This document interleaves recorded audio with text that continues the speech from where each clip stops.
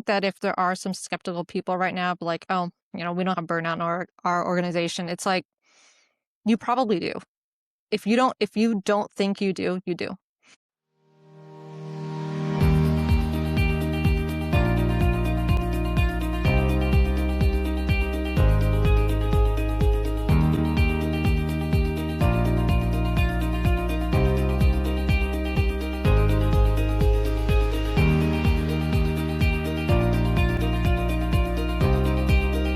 Hey, hello, everybody. I'm sitting here today with Sarah Centani, keynote speaker and author. And together we're going to be hosting a really special event in Lake Stevens called the Resilient Leader Bootcamp. It's going to be held at the Mill on May 27th and 28th later this year. And we're just going to take a couple of minutes here today to talk about this great event and why it could potentially matter for you.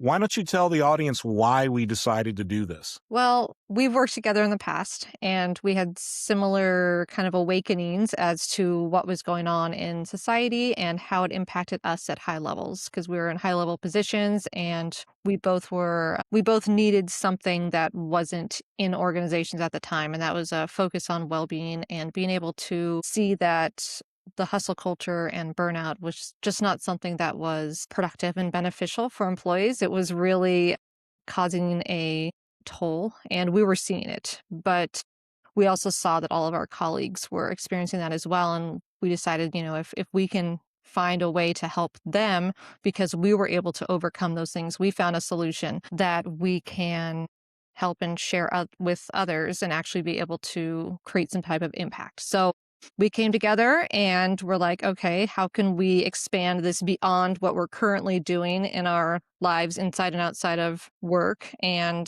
the Resilient Leader Bootcamp kind of happened. We're manifesting it. It is happening. It really is an interesting turn of events, especially since COVID. And we really sort of see the impact of the hustle culture, really the impacts of things that have been put into place, continuous meetings and almost never ending momentum in the workplace, really driving a lot of people into unhealthy practices and places. People are stressed out. They're not sleeping well. They're not eating well. They're adopting bad habits. And as a byproduct, they're not able to make sound decisions or really cope with the pressures of the day effectively. And that leads to increased stress and burnout and all the things like you mentioned. And yeah, I completely agree. It's happening. And I'm really excited about that. Me too. When we talk about, I think one of the things that'll be really interesting is that we may actually talk about resilience in two different ways. And in fact, you may not frame it as resilience at all. You talked about wellness. And, I would be curious.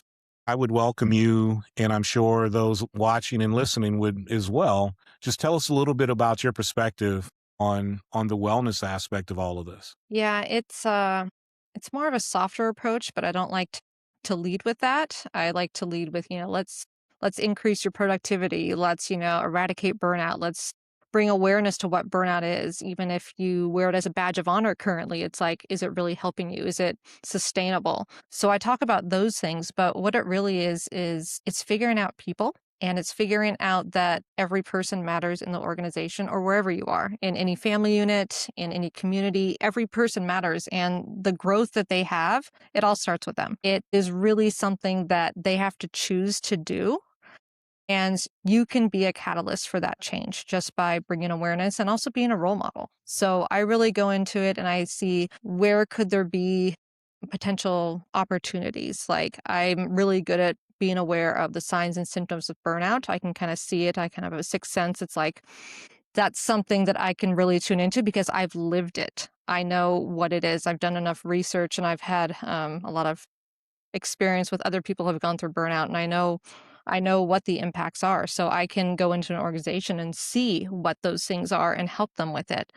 But it's really giving them what they want, but really giving them what they need at the end of the day. And the wellness-driven leadership is what I kind of go, that's kind of my term, is it's leadership, but we're having the focus on wellness. And I think that's really important. And you brought up a couple of points, sort of the importance of leaders demonstrating, Uh-huh. leaders setting the example by being resilient, by having that self-awareness. And also in one of our other projects, you talk about the importance of self-awareness and understanding where you are in the moment and really seeing some of those signs within yourself and others.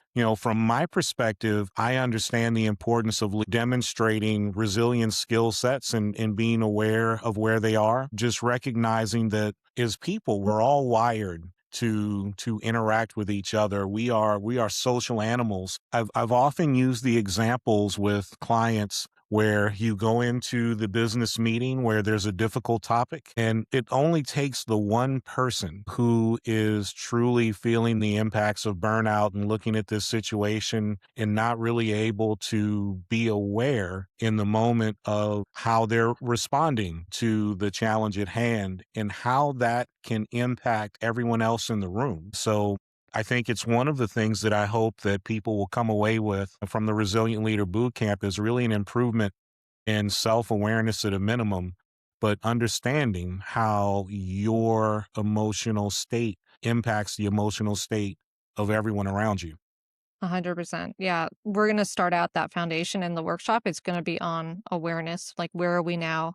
Not only collectively, but where individually are we now? And noticing our own signs and symptoms of burnout or whether or not we've overcome things. I mean, how can we also help others? There's gonna be a lot of social learning in our workshops too, and being able to interact with people, go through exercises, and have them become the leaders that they already are, but in different ways so they can go back and take the materials that we're teaching them and actually teach their teams. I do love the exercises, and people are going to come away with a lot of great tools. For me, one of the tools that I like to use routinely in my life, I use breathing exercises, and I've tried several of them. The 5, 6, 7, the four square, which is actually my favorite because I'm sort of a simple person. Mhm. I like that one too. Yeah, it's the value of being able to take an active step to lower your respiration, your heart rate, really having that placeholder, that space to pause and reflect in the moment. Those vital seconds are so important when we're trying to process difficult information or think about our next steps when we're faced with adversity, or if we're just trying to figure out how do we coordinate who's bringing what kid to what sporting event. um Life stressors coming from so many different directions. Yes, I actually see that as like the middle step in making a decision. So I see it as the awareness as the first one is like a stimulus comes in or some type of input. It's like you notice it, so you're aware of it. And then you pause, do the breathing, whatever you do, walk away, go into nature, whatever it is. And then that gives you the ability to break the pattern of just reacting, however, your pattern to react. And then you're able to actually respond from an objective state, a cool, calm, regulated state. Absolutely. And I completely agree. It's the challenge of getting to the logical brain when we are just wired to leverage the limbic brain. Our body's just trying to make those quick associations from past events, or really just trying to identify danger, which of course the dangers in our lives are different than the dangers that brain was evolved for in our pasts. You also brought up, we talked briefly about the importance of the connection between people, and I think it's important. All too often, resilience in burnout is talked about as an individual issue, when in reality, burnout is really a byproduct of system failure. Mhm. So this is also a great opportunity for system level thinking in terms of preventing burnout, decreasing turnover, stress, and really improving productivity, because it'll give leaders at the organizational level an opportunity to invest in tools that can be used broadly, not just for the individual, but for the whole organization. 100%. And I think that if there are some skeptical people right now, be like, oh, we don't have burnout in our organization. It's like, you probably do. If you don't think you do, you do. Because it is everywhere. And it's not just burnout in an organization, it's burnout within people. Like it's not just externally, it's internal as well. And they will hide it because there is a lot of shame around burnout. There is. And equally dangerous to the shame is, as you mentioned earlier, a lot of people have bought into the burnout culture, if you will, Mhm. wearing it as a badge of honor or embracing the fake it until you make it or just burning through. And that in the long run can be, well, is unhelpful. And sometimes it can have really negative consequences, not only to your mental health, but to your physical health. This might be a great time to really sort of talk about some of the things that we've experienced. I'll go first. I have no problem sharing that a lot of my stresses come from my personal career in the military. I had wonderful experiences, but I also had incredibly stressful experiences throughout my life, either being on the reaction team for the LA riots or um, obviously deploying to Iraq or being on the stay behind team for Hurricane Katrina were all really stressful situations in their own right. And of course, leading the health district through COVID response really took a toll, really trying to manage the public's expectations, deal with all the competing priorities, trying to be available for staff as they tried to wrestle with the competing priorities they were dealing with at their level. So certainly recognize it's a very real thing that we'll talk a lot more about in the Resilient Leader Bootcamp. Yeah. There's so many different ways burnout can impact us. And yours were very, very big, very big things and public things too. Mine was probably more of the internal and the shameful ones that I didn't want other people to know about. I had a history of migraines since I was about 9 or 10 years old.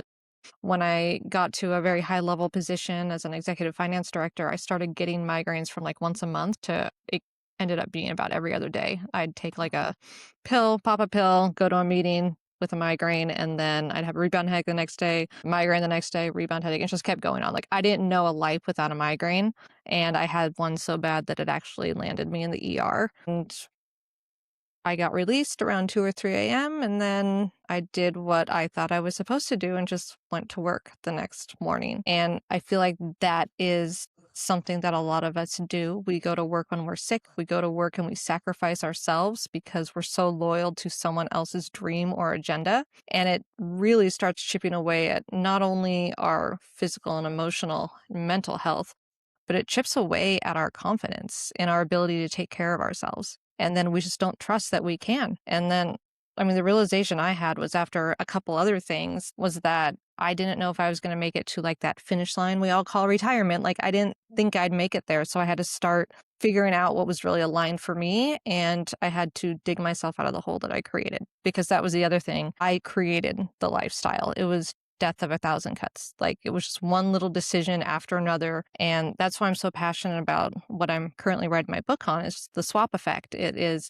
being able to see that little decisions that you make have a compounding effect. And that was what burnout was for me. It was just one little thing. It's just every little decision just kept bringing me down and down and down. But with the reverse, you can actually start making decisions to make a life that you actually love and that is actually productive and sustainable and can impact in a more transformative way because you're more of a full person and you're able to give your all and contribute to society. I think those are great points. Thanks for sharing. You really highlight, I think, where I'd say I am now, and it's something we really, I think collectively, we both want to make sure that other people can get to the same place where they are aligning their work and their lives to their vision Mhm. so that when those unexpected things happen, those additional life stressors happen, that people really know they can center themselves along with some of the other tools we'll be providing during the course. They'll be able to look at their vision and center on that and be able to make sound decisions to allow them to move forward and thrive as opposed to withering when adversity happens. Exactly, because when you're in that state, it's just about survival. When you're burnt out, when you're trying to make decisions, you don't make clear decisions. And when you're able to come at a place where you're grounded and you are full, your cup is full as much as possible, that's where creativity strikes. And that's where you're actually able to see things beyond just the narrow focus. Because when you're in that mode, it's just like everything narrows and you're just like trying to survive. But when those blinders are off, you're able to see so much more and make clear decisions that are actually beneficial. Absolutely. I was fortunate recently to be able to give a closing keynote for an organization that was hosting its first summit. And in that, I attended several other sessions, and so many sessions, regardless of the topic, always came back to the importance of understanding where staff were and building a system that supported them and created that safe psychological space so that Right. they could be who they truly were. They could be their authentic selves and be engaged in the work in a way that they weren't penalized for necessarily making mistakes or bad decisions, that it rewarded innovation and creative thinking. And I really enjoyed that element of it. And I know that we're going to talk a lot about those things at the Resilient Leader Bootcamp.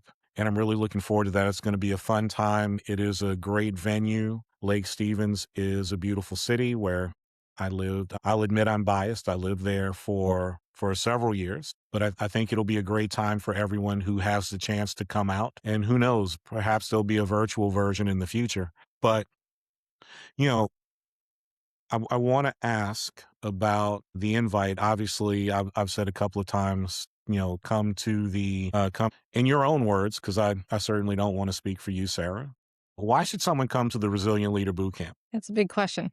I think it is something that is different from what anyone's ever experienced before. It will not just be a sit and get. You don't just go there, we give you donuts and some coffee, and you sit there for a couple days. It is something where you come to the event, you meet people, you engage with those people, and you learn stuff. Not only that, you get to work out those things so that you're actually able to understand the information that you're getting and then use that information and those tools with your team. So you will have quick wins while you're there.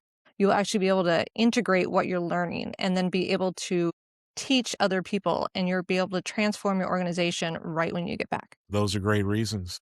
For me, I'm really excited about this because I love the opportunity to work with leaders, particularly new leaders, and be able to share my lessons of over 30 years in healthcare and public health, really to help people be better leaders, more equipped leaders, more capable leaders, leaders that aren't afraid to lean into the challenging situations and really be able to support their staff and create that environment where collectively the team is able to be resilient in the moment and move forward through adversity and really be successful. So I'm really excited for all of those reasons. I'm excited to be back in Lake Stevens for a little bit, but I'm also excited because at the end, there'll be a chance to talk about other training opportunities that may exist. I'll introduce some concepts of what the resilience first aid looks like, which is a certification course. It's a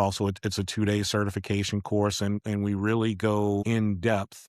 The outcome of that course is individualized training plan and first aid resilience first aid training kit. I'll bring those things there so that people can see what they are, but there'll be some other tools there to really talk about how do we engage with each other to inspire resilience, to support each other. Language matters often. So I don't know, this might be a time just to talk about another tool that I know we'll talk about. And I thought this one was kind of hokey at first until I started doing it and realized that it's actually really powerful. I'm reminded of my mom saying words have power, and I always laughed at that because I was a kid and I didn't know. But reframing is a great tool, really looking at a situation and how you describe an event or a situation really impacts how you think about it and how your brain processes that information. And I know you're familiar with it. So maybe you could tell us about that a little bit. Yeah, that's actually really interesting because I was listening to something the other day and they were talking about how, like, words, and you're casting a spell. It's like spelling. Like, you are really like casting a spell over yourself when you're spelling out what you're describing. Yeah, words are incredibly powerful because it can frame and kind of prime you to how you're going to look at a situation, what your perspective is. So I'm very cautious about my words as well. In my organization, we actually kind of made a pact where it's like, we're not going to put ourselves down. We're not going to call ourselves dumb when we make a mistake. It's like, let's really try to hold each other accountable. And lift each other up, lift ourselves up. Because if we start to say we're dumb when we make a mistake, the brain's going to be like, oh, I'm dumb. And then I'm just going to keep making mistakes. It's a self fulfilling prophecy. So, how can we actually start using little tools like this on ourselves and then hold each other accountable so that we can actually start having a better perspective? All right. Well, we're close to time. I'm going to invite everyone, if you haven't had the opportunity to register for the Resilient Leader Bootcamp, May 27th and May 28th, there at the Mill at Lake Stevens. I want to encourage you all to do that. If you are interested in making a presentation, a pitch to your organization and why they should be sending staff there, you can certainly reach out to us. Our contact information will be in the intro and outro for this video, so be sure to check those out. Sarah, any last words? Yeah, I just wanted to say that I came into the health district in the middle of COVID, and I stepped into a large position as a finance manager, and there was a whole bunch of chaos going on, and we're in the middle of audits, and there was a lot of fear. But when you were at the helm there, like, you really instilled a lot of confidence, and you had confidence in us to be able to do our roles. And you really role modeled that, and you were a leader, created that environment not only for the executive team but for everyone in the organization. So I really learned a lot of leadership from you, and then when I left and then when you left, like, we went on our own separate paths, but we're back together because we align in so many different ways, and we saw that resilient leadership, well-being, burnout, whatever the topics are that brought us together, they're real things. I mean, the World Health Organization recognizes burnout as a real thing. It's not just a buzzword. So we see the value in it, we see the impacts of it, and it's something that we've lived through and overcome, and we really want to share with others. Absolutely. Well, thank you for those kind words. I don't know that I'm worthy of all of them. We had a great team, and we continue to connect years after all of the wonderful activities of COVID response, and we're likely going to continue to do so because that was certainly a traumatic bonding between all of us. But we worked together and we grew together. Mhm. So that's really exciting for me to continue those relationships. But with that, I'm going to say thanks everybody for taking time to listen. Thank you. Hope to see you in May. Take care.